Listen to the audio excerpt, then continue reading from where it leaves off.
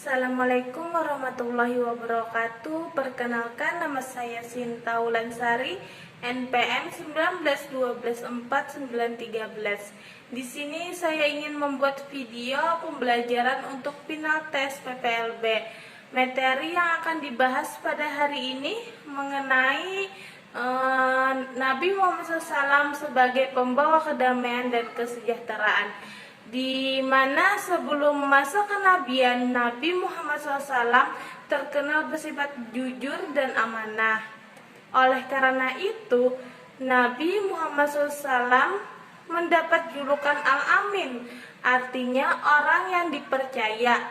Julukan Nabi Muhammad SAW tersebut bukan hanya didasarkan pada sifat beliau yang jujur dalam berbicara dan berbuat.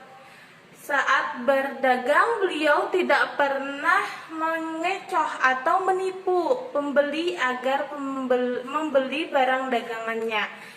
Jadi ketika berbicara dengan orang lain, beliau jujur, tidak pernah berdusta. Di mana suatu ketika orang-orang Quraisy berkumpul untuk membangun kembali Ka'bah yang rusak. Saat peletakan kembali Hajar Aswad, para kabilah Quraisy bersengketa. Mereka merasa paling berhak melakukannya. Selisih pendapat ini sampai pada puncaknya. Mereka siap saling berperang. Akhirnya mereka sepakat untuk menjadikan orang yang pertama kali masuk dari pintu Safa sebagai hakim yang memutus perkara tersebut. Jadi orang yang muncul pertama kali dari pintu Safa adalah Nabi Muhammad SAW.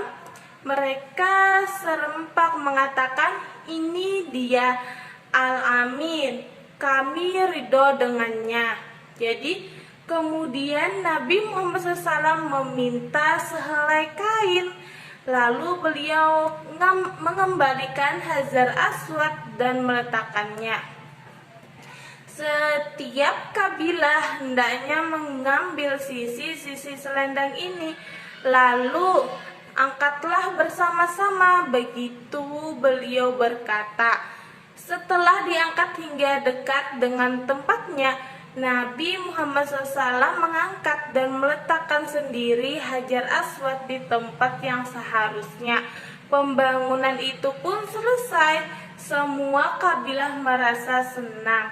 Nah, di mana di sini pulang bagian kedua, Nabi Muhammad SAW sebagai pembawa kesejahteraan. Nah, karena mengajarkan umat Islam, Nabi Muhammad SAW untuk senantiasa meraih kebahagiaan di dunia maupun di akhirat. Ajaran yang beliau sampaikan berdasarkan pada wahyu Allah Subhanahu wa Ta'ala, bukan pendapat beliau sendiri. Ajaran yang beliau sampaikan berdasarkan pada wahyu Allah Subhanahu wa Ta'ala, yang mana dalam Al-Quran selalu mengajarkan kepada umat manusia untuk berusaha di dunia agar sejahtera dan bahagia. Di mana berikut ajaran Nabi Muhammad SAW berdasarkan Al-Quran untuk kesejahteraan hidup.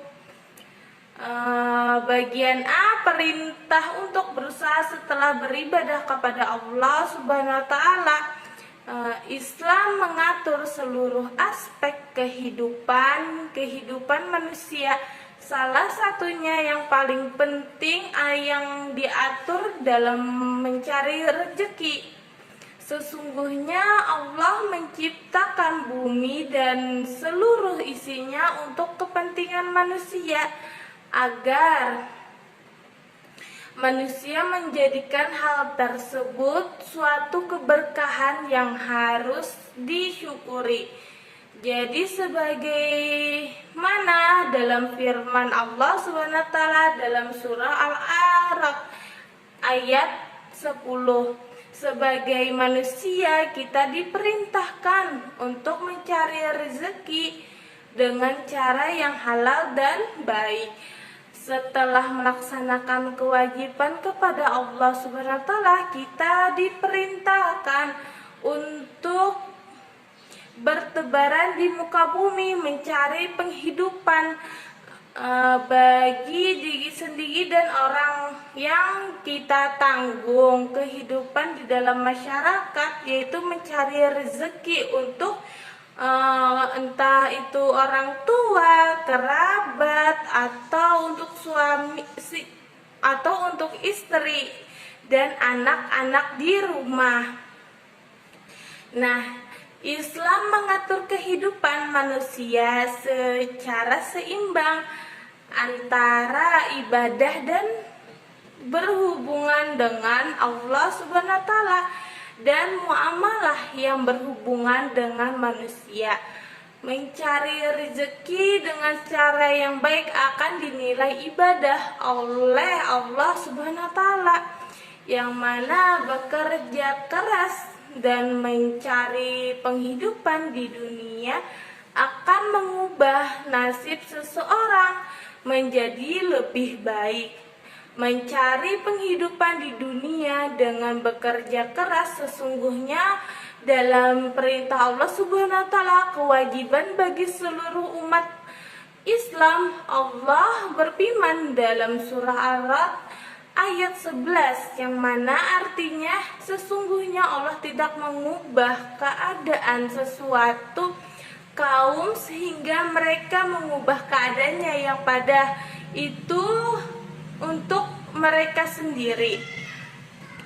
Bagian ke B, perintah mengeluarkan sebagian harta untuk orang yang membutuhkan.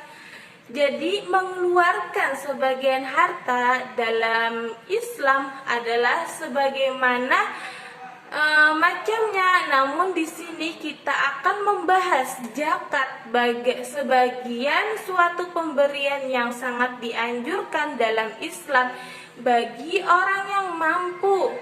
Dengan zakat, harta orang yang telah mencapai nisab dikeluarkan dan diberikan kepada orang-orang yang berhak menerimanya. Beberapa manfaat zakat sebagai berikut. Yang pertama, menolong orang yang lemah dan menderita agar dapat menunaikan kewajibannya terhadap Allah dan makhluknya, yang mana contohnya seperti orang yang tidak bisa mencari uang, orang yang sudah tua, sudah jompo, tidak bisa mencari rezekinya atau mencari nafkah untuk dirinya sendiri. Nah, jadi bagaimana bahwasanya kita yang orang yang di atas atau yang mempunyai kelebihan rezeki bisa memberikan sedikit atau menyisihkan sedikit rezeki kita kepada orang yang membutuhkan. Nah, jadi bagian kedua, mendekatkan hubungan kasih sayang dan saling mencintai antara si miskin dan si kaya, serta mempersempit jurang kesejahteraan antara si kaya dan si miskin. Jadi kita sebagai umat manusia atau umat Islam pun bahwasanya jangan membanding-bandingkan yang mana orang yang tidak mampu dan orang yang mampu. Bahwasanya kita tuh saling menolong, saling melengkapi, dan apabila dia membutuhkan uang, kita tahu dia itu tidak bisa bekerja atau sudah tua, lebih baik kita berikan atau kita kasih, dan sebagian mana kita menolong si orang tersebut. Nah, itulah perintah di dalam Islam untuk kita mengeluarkan sedikit harta kita kepada orang yang membutuhkan. Nah, hanya itu, pembahasannya, jadi dapat disimpulkan sebagaimana bagian yang pertama, Nabi Muhammad SAW sebagai pembawa kedamaian, karena Nabi Muhammad SAW orang yang jujur dan amanah, tidak bisa berbohong kepada siapapun. Nabi Muhammad SAW orangnya jujur, dalam berdagang pun dia selalu jujur dan amanah. Dan kedua, perintah untuk berusaha setelah beribadah kepada Allah, yang mana Islam mengatur seluruh kehidupan manusia. Salah satunya yang diatur yaitu tentang mencari rezeki. Nah, lebih baiknya kita mencari rezeki dengan halal. Jangan mencari rezeki cuman seperti merampok, membunuh, itu yang diharamkan. Sehendaknya kita mencari rezeki dengan jujur dan yang halal.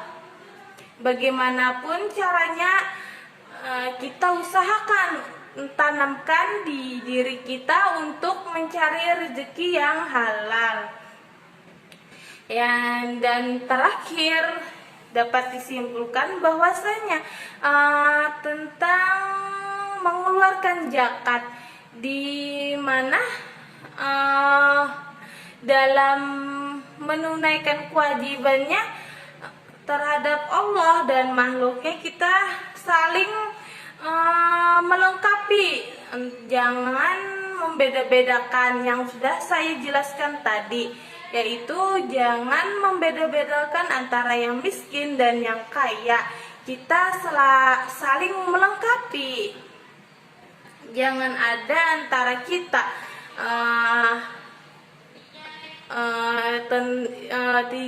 tidak suka dengan orang miskin. Jadi alangkah lebih baiknya kita menyisihkan rezeki kita untuk orang yang membutuhkan. Nah, itulah yang dapat saya sampaikan tentang materi Nabi Muhammad SAW sebagai pembawa kedamaian dan kesejahteraan. Sekian yang dapat saya jelaskan. Salah hilaf mohon maaf. Wabillahi taufiq wal hidayah. Assalamualaikum warahmatullahi wabarakatuh.